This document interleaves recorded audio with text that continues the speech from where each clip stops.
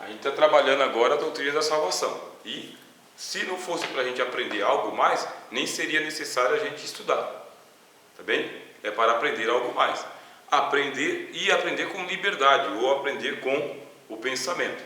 A gente acabou de ver aqui que existe um conceito de salvação, e de acordo com o conceito da salvação, nós custamos tão caro, mas tão caro, mas tão caro, que Jesus não vai abrir mão da gente. Não é fácil assim, você pegar e você investir o seu sangue, que é o caso de Cristo, você comprar, e a Bíblia fala, por bom preço, né? E depois pegar e falar o seguinte: olha, não valeu a pena o sacrifício por você não, vou jogar você na lata do lixo. O pensamento é totalmente outro. Já que eu paguei por você muito mais do que você valia, né? Muito mais, e eu ainda te agraciei, já que eu comecei a boa obra, eu vou terminá-la. Por quê? Não há nada impossível para Deus, nada. O pensamento é totalmente outro. Porque se eu já paguei por você, já gastei até agora, e agora te jogo fora, então eu perdi dinheiro, né? Eu perdi investimento. Então, ao invés de eu perder investimento, eu vou fazer o seguinte: eu vou investir mais. Porque eu investindo mais, eu te valorizo mais, e te valorizando mais, aí o retorno vai ser maior também. E o que é que o Senhor Jesus realmente investiu na nossa salvação? Concepção da salvação. Olha aqui. O eterno conselho da Santíssima Trindade.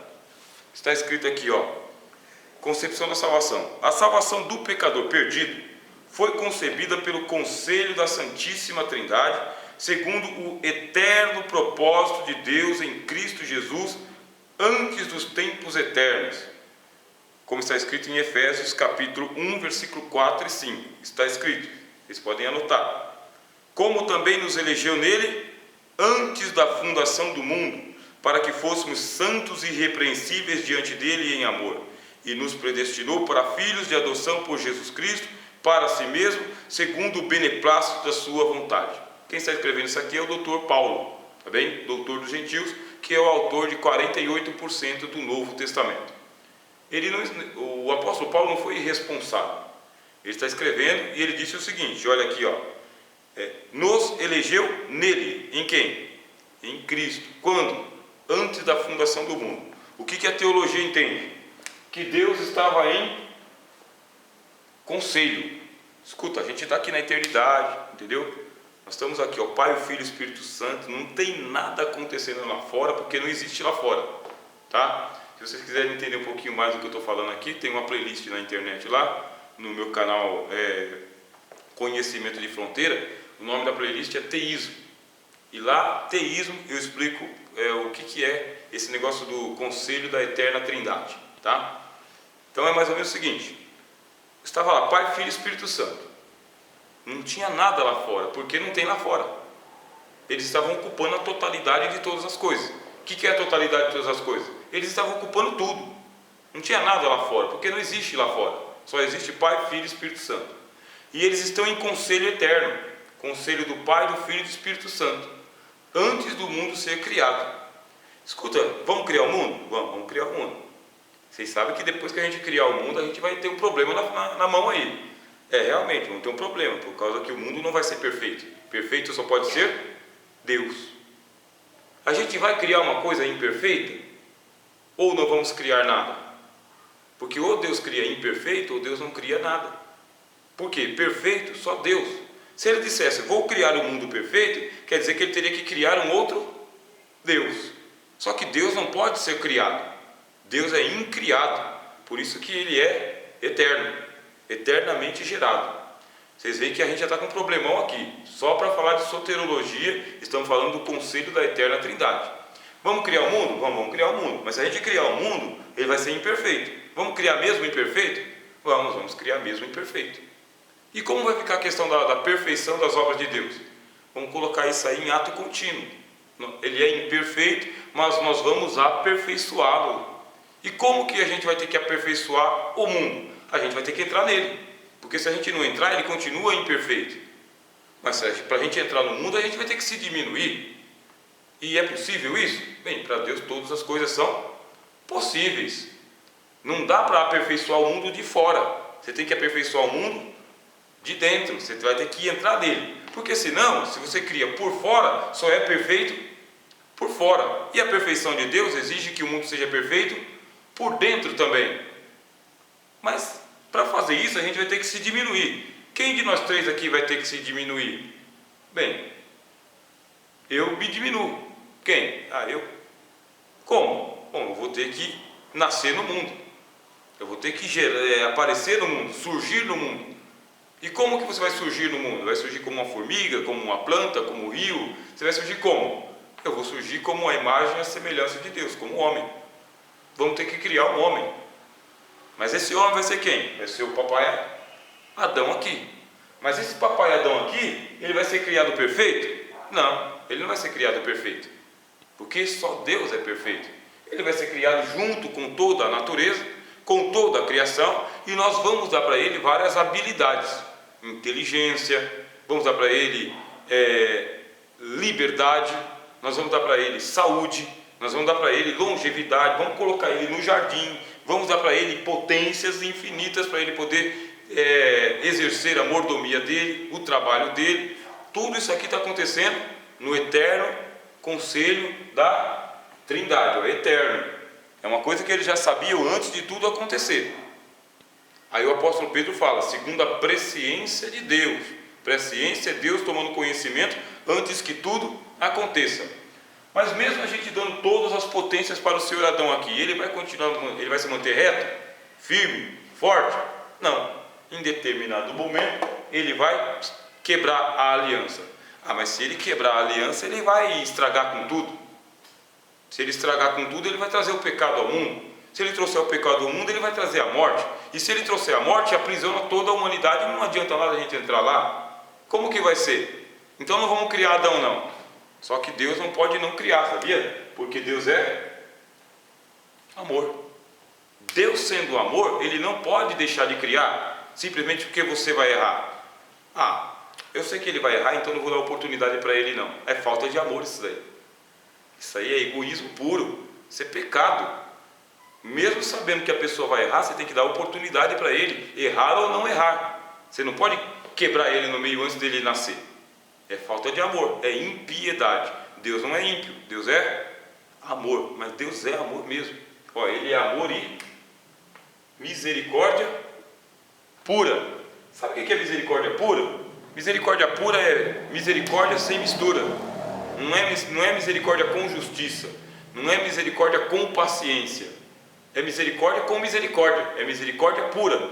Deus é misericórdia pura, Deus é justiça pura, Deus é amor puro.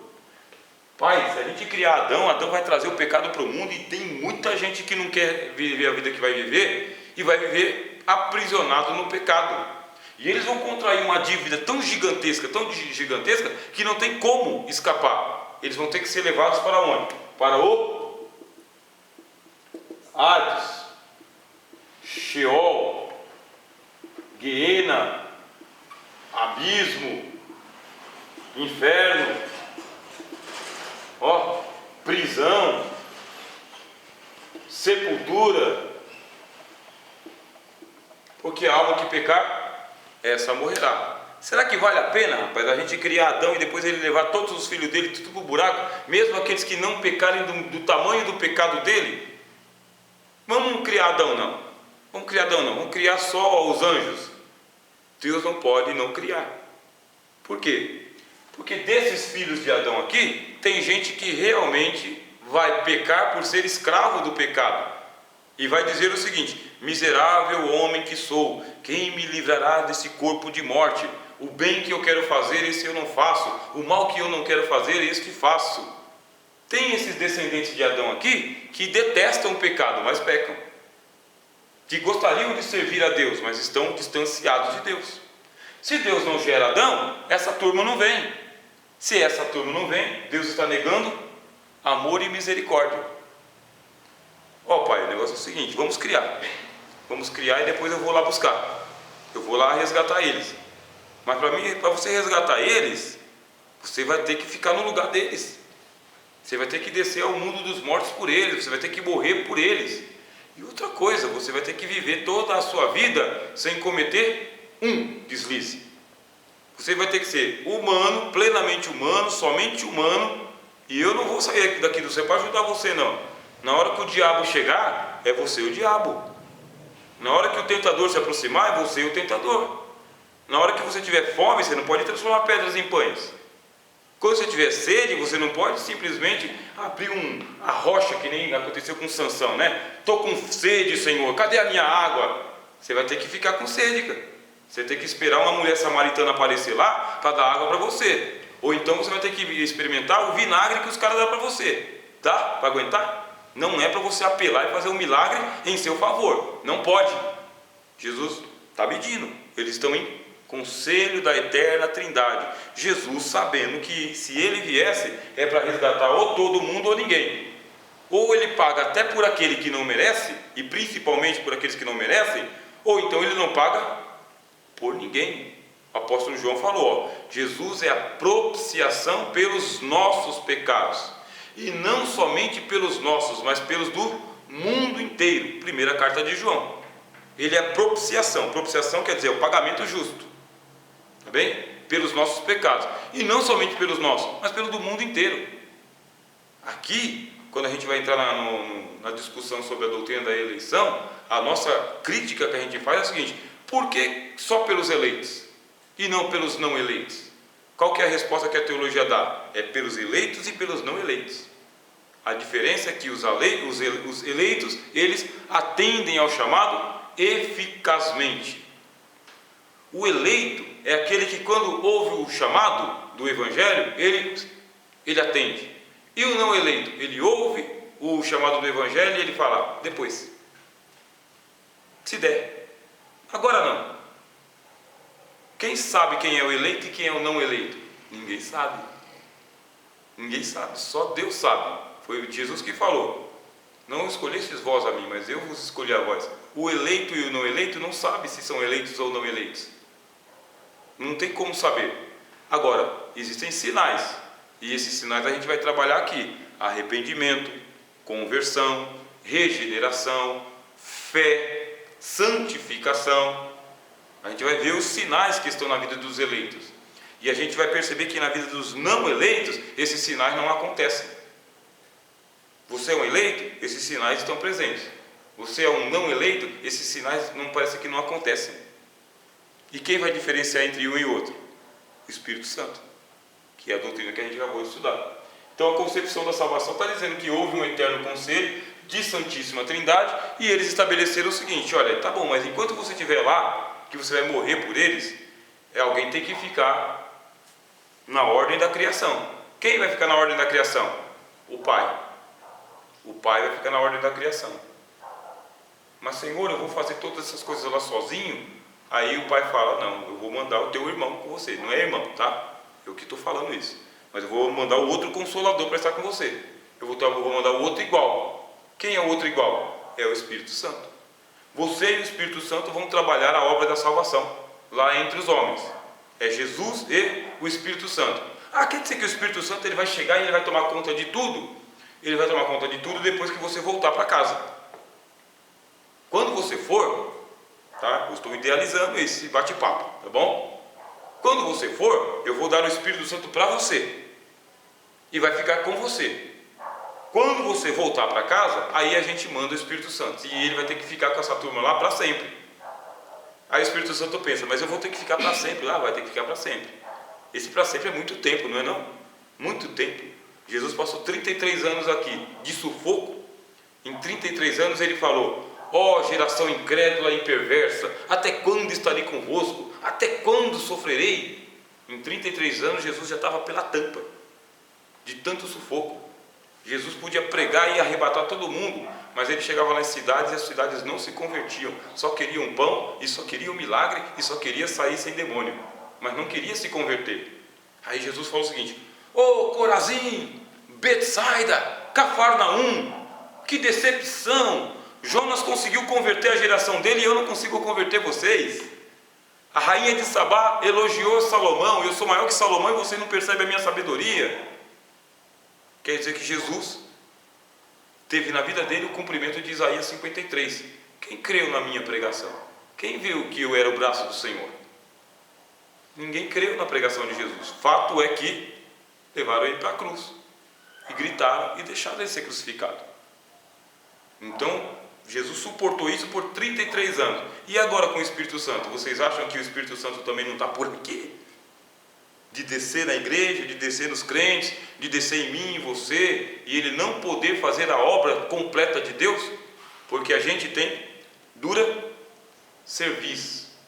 Primeiro sermão, e primeiro e último, né, que o Estevão pregou. Ó geração, até quando vocês vão resistir ao teu Espírito Santo? Até quando vocês vão manter a cabeça dura, cerviz dura, resistindo ao Espírito Santo?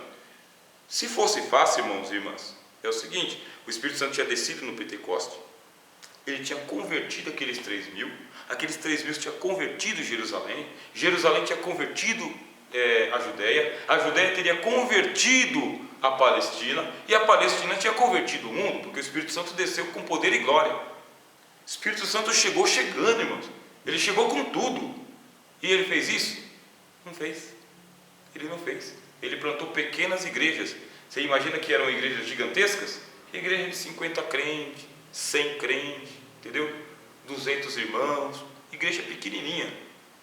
O Espírito Santo veio fazer isso, e até hoje é assim. Ele desceu, está com a gente aqui, mas é um sufoco para o Espírito Santo, é um sufoco. É um sufoco para você crer, para você se converter, para você se santificar, é um sufoco para você orar, é um sufoco para você se consagrar, é um sufoco para você resistir ao pecado, é um sufoco para o Espírito Santo. E ele não pode forçar a coisa, pode forçar, porque ele veio para atuar dessa maneira mesmo, de maneira pacífica, de maneira branda, de maneira suave, mas de maneira verdadeira, firme. Estão em conselho de eterna trindade. Vamos ou não vamos? Vamos. Mesmo assim, que tempo que isso vai demorar? Bom, depois da descida de Jesus, já passou 2.000 anos. O Espírito Santo está por aqui, ó, contando o relógio. Só que ele é o Espírito de paz e de paciência. Então, aonde houver uma pessoa que ele possa revestir, batizar, ele vai fazer o trabalho dele. Vai fazer. Só que já passou 2.000 anos. O mundo se converteu? A igreja se converteu? Os crentes se converteram? Eles resistem ao Espírito Santo. A igreja resiste ao Espírito Santo, resiste à verdade, resiste à justiça, resiste à santidade. Será que vale a pena? Põe na planilha aí, soma 1 mais 1 mais 1, põe lá no final da linha lá, vê quanto de prejuízo que não tem. Só que a Bíblia diz que ele olhará para o trabalho das suas mãos e ficará satisfeito. Satisfeito, porque mais vale uma alma salva do que o mundo todo perdido. É um jargão que a gente tem, não é? Mais vale um pecador que se arrepende do que 99 que não precisam de arrependimento. A gente costuma dizer o seguinte: se fosse para se converter uma única alma, Cristo desceria do mesmo jeito. Se fosse só um salvo, ele viria e salvaria um só. Esse é o amor que a gente acredita que ele tem. Deu para ficar mais ou menos assim na nossa cabeça o que seria o eterno conselho da Santíssima Trindade? Que a obra da salvação não foi um plano de última hora, não foi um remendo novo em pano velho, não foi uma decisão precipitada, que a obra da salvação começa, como disse o apóstolo Paulo aqui, ó, tá? Efésios, que a gente leu, não foi? Capítulo 1, versículo 4 e 5. Como também nos elegeu nele antes da fundação do mundo. Para quê? Para que fôssemos santos. É muita coisa que Deus está pedindo, hein? Mas ele falou: já que eu escolhi, eu vou colocar pelo menos uma coisa para vocês, algo a mais. Vocês vão ser santos. Bom, santo, tá bom, vou ser santo. Aí o apóstolo Paulo fala: e irrepreensíveis. Santo e irrepreensível. Mas você não está pedindo muito, não? Bom, irrepreensível, então eu vou esconder aqui alguma coisa. Não, é irrepreensíveis diante dele. Diante de quem? De Deus. Está pedindo muito. Está pedindo demais. Ele está pedindo para eu ser santo e irrepreensível diante de Deus. Quem é santo e irrepreensível diante de Deus? Está perdendo o juízo? Aí ele fala: não é só isso não, é em amor ainda. Eu vou desistir desse negócio, é muito para mim. O Senhor quer que eu seja santo, irrepreensível diante do Senhor, em amor ainda? Em amor ainda, tá? vai exagerando tudo que ele pode exagerar aqui para mostrar que a salvação não é assim tão fácil de se perder, como se prega por aí afora, tá?